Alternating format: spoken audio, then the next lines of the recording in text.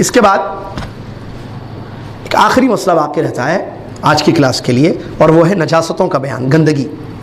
گندگی کس کو کہیں گے؟ گندگی کس کو کہیں؟ نجاستیں ہم ہر کسی چیز کو گندگی نہیں کہیں گے. قرآن اور حدیث سے جو ثابت ہے کہ یہ نجس ہے یا گندی چیز ہے وہ ہے گندی چیز. قرآن و حدیث سے ثابت نہ ہو، ہم کو اچھا نہیں لگ رہا ہے، کیا اس کو ہم گندگی کہیں گے اور چھوڑ دیں گے اس کو؟ نہ.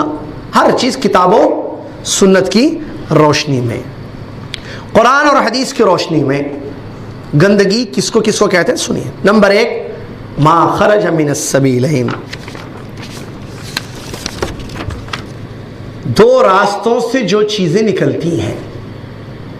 عام طور پر علماء نے بہت اچھا جملہ یہ بتایا ہے جس میں بہت سارے مسئلے ہیں.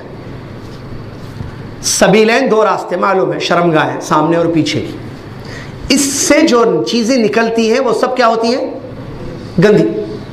کتنا آسان مسئلہ ہے نا، بتا دیا. ما خرج من السبیلین، سبیلین سے جو چیزیں نکلتی ہیں، اور معلوم ہے سبیلین سے کیا کیا چیزیں نکلتی ہیں؟ پیشاب، ٹوائلٹ، منی، مدی، ودی، حیض، جو مینسس عورت ہے، نفاس وغیرہ وغیرہ. یہ میں نے کھول کر اس لیے بھی بتا دیا تاکہ بتا بھی دو. اس کی اپنی جگہ تفصیل ہے، تفصیلات میں جانے کی ضرورت نہیں ہے، معلوم ہے چیزیں. تو یہ گندگیاں ہیں جس کو کہتے ہیں الخارج من السبیلین، دو راستوں سے نکلنے والی چیزیں. اس کو نجاست بولیں گے. 100% یہ نجس ہے، کوئی شک نہیں ہے. اور یہ بعض چیزیں تو معلوم ہے، بعض چیزیں نہیں معلوم ہے. پیشاب معلوم ہے اور ٹوائلٹ معلوم ہے لوگوں کو، عورتوں کو یا بچیوں کو جو ہے حیض معلوم ہے، مینسس، اور اس سلسلے میں بھی خیر ان کی عورتیں بتا دیتی ہیں، مسائل ہیں سلسلے میں علماء مطلب ذکر کیے ہیں کتابوں میں. نفاس بھی معلوم ہے، جو ہے ڈیلیوری کے بعد جو بلیڈنگ ہوتی رہتی ہے، ٹھیک ہے. اس کے علاوہ جو جوان بچوں کو جو ہے منی، مدی، ودی آتی نکلتی ہے جسم سے، شرمگاہ سے، سامنے سے، وہ بھی جو ہے وہ ہے کیا کہتے ہیں؟ ناپاک ہے، گندی ہے. منی کس کو کہتے ہیں؟ کھلا. ارے یہ کیا کھلا بول رہے ہیں؟ ارے کیا بول رہے بھائی؟ بس آگے بولیے. ارے نہیں بھائی، بولنا پڑتا ہے، سوالات آتے ہیں، مسئلے ہیں. ارے کیا بولنا پڑتا ہے بھائی؟ پڑھ لیں گے کتابوں میں. نہیں بھائی، مسئلہ ایسا ہے، بچہ سمجھتا نہیں ہے. واللہ لا ان اللہ لا یستحی من الحق، اللہ حق بات سے نہیں شرماتا ہے. ٹی وی میں کیا کیا بچہ دیکھ رہا ہو تو ماں باپ کو ہی معلوم ہے، وہاں شرم نہیں آتی ہمیں. جہاں علم حاصل کر رہے ہیں وہاں شرم آ رہی ہے. علم حاصل کرنے میں شرم نہیں ہوتی ہے، جو بات بتانی ہے بتانی پڑتی ہے. اگر یہ بات بتانی شرم تھی تو حدیثوں میں نہیں ملتی ہمیں. بات ختم ہے بھائی. ہمارے نبی محمد صلی اللہ علیہ وسلم کے بارے میں فرماتے ہیں صحابہ کہ کنواری پردہ نشین لڑکی جو شرماتی تھی اس سے زیادہ ہمارے نبی صلی اللہ علیہ وسلم شرم والے تھے، حیا والے تھے. لیکن جب دین کی بات بتانی ہوتی تو بتانی، وہ وہاں بے حیائی نہیں بولتے اس کو، نعوذ باللہ من ذالک، نہیں، وہ بتانا واجب ہے. تو منی کیا ہے؟ وہ لیزدار مادہ جو جسم سے اچھل کر نکلتا ہے. قرآن میں اللہ تعالیٰ نے فرمایا ما اندافق، ہم نے انسان کو اچھلتے ہوئے پانی سے نکلا ہے. جو سفید ہوتا ہے، گاڑھا ہوتا ہے، اچھل کر نکلتا ہے، اس کو منی کہتے ہیں. معروف ہے تقریباً. یہ اسپرم کچھ اور بولتے ہیں شاید اس کو. بہرحال دوسری چیزیں مدی اور ودی ہے جو جسم سے نکلتی ہے، اور یہ مرد عورت دونوں کو نکلتی ہیں.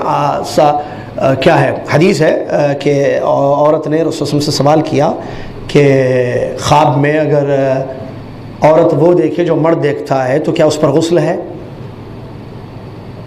خواب میں عورت اگر ایسی چیزیں دیکھ لے جو مرد بھی دیکھتا ہے تو اس پر غسل ہے؟ تو نبی صلی اللہ علیہ وسلم نے فرمایا کہ ہاں، اگر وہ گندگی کو پاتی ہے اپنے جسم میں، یعنی منی نکلتی ہے، تب دیکھنے کے بعد اگر کوئی چیز وہ ہوتی ہے، نکلتی ہے، ڈسچارج ہوتی ہے، تو ایسی صورت میں اس پر غسل ہے، واجب ہے، رسول نے فرمایا حدیث میں.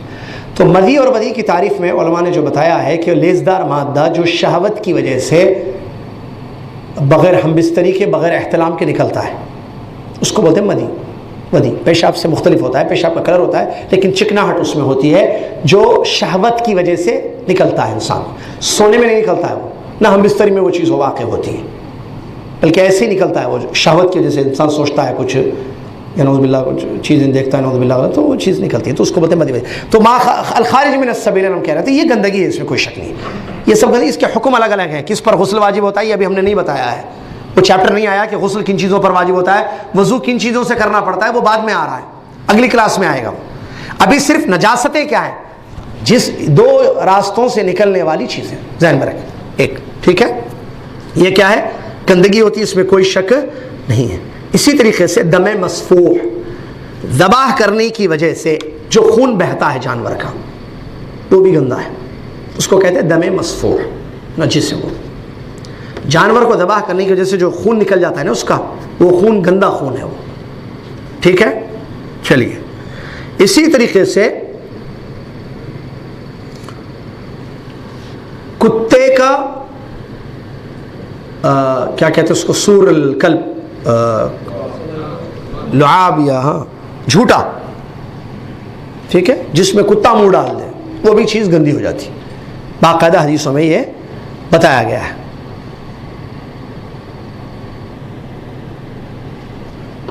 اور وہ مکمل گندہ ہوتا ہے، اس کی طہارت تو بتائی گئی آپ کو، معروف ہے، حدیث ہے کہ پہلے نجاست سے سن لیں، طہارت بعد میں سن لیں۔ تو کتے کا جھوٹا یا کتا جس میں منہ ڈال دے وہ چیز بھی نجس ہو جاتی ہے۔ کوئی کھانا تھا، کتا آیا کھا کے چلا گیا، اب یہ مسئلہ کہاں ہے بھائی، اب ہم جدہ میں رہتے ہیں، ہمارے پاس کتے تو نہیں ہیں یہاں، ارے بھائی مسئلہ معلوم ہونا پڑے گا، آج جدہ میں، کل جدہ میں رہنا ضروری ہے، اسے ٹھیک کرنا، ٹائم ختم ہو رہا ہے، 25 کیا ہے وہ، شعبان۔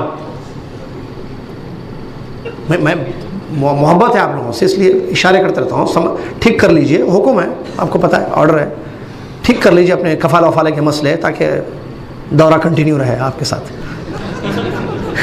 یا کسی اور کے ساتھ ہوگا دورہ، یا کچھ ہوں گے کچھ نہیں ہوں گے، ارے آدھا سیکھے تھے اچھا ہوا تھا، وہ اس میں وہ بھی بول دیے، اس وقت میں جلدی جلدی کفیل کو بولا وہ پیپر دے دو، آپ نے نقل کفالہ کر لیں، نقل کفالہ کر لیے، دورے میں بھی آ گئے، آرام سے رہیے، حلال کمائی، ٹھیک ہے، صحیح ہے نا، نقل کفالہ کفیل کے پاس نہیں ہے، کفیل کے پاس چلے جائیے، مسئلہ ختم ہے، نہیں تو جا کر دوسرا اچھے کفیل کے پاس آ جائیے مسئلہ، لیکن مسئلہ حل کر لیجئے پرابلم سے پہلے، خود کے پیر پہ کلاڑی مارنا بولتے ہیں نا، ویسے نہیں کیجئے، ٹائم ہے، ٹائم کو غنیمت سمجھیے، ٹھیک کر لیجئے اپنی چیزوں کو، ورنہ آپ بھی پریشان ہو جائیں گے، آپ کو پریشان دیکھ کر ہمیں بھی تکلیف ہوگی۔ میں تو کفالت پر ہوں، یہیں اسی کی کفالت جس میں بیٹھا ہوں ابھی، میں تو ٹھیک جا رہا ہوں، رائٹ، آپ ذرا راستے ادھر ادھر تو ٹھیک کر لو اس کو، اور ٹھیک راستے پر چلنا اچھی چیز ہے شریعت کی روشنی میں۔ چلیے اللہ تعالیٰ مسئلے حل فرمائے ہم سب کے، آمین۔ تو کتے کا جھوٹا یا کتے جس میں منہ ڈال دے، اب وہی بات جدہ میں نہیں، اب مسئلہ یہ کہیں بھی ہو سکتا ہے انسان، اور کتا کہیں بھی پہنچ سکتا ہے، تو کتا اگر منہ ڈال دے تو وہ گندا ہو جائے گا، نجس ہے وہ، یہ بھی ذہن میں رکھیں۔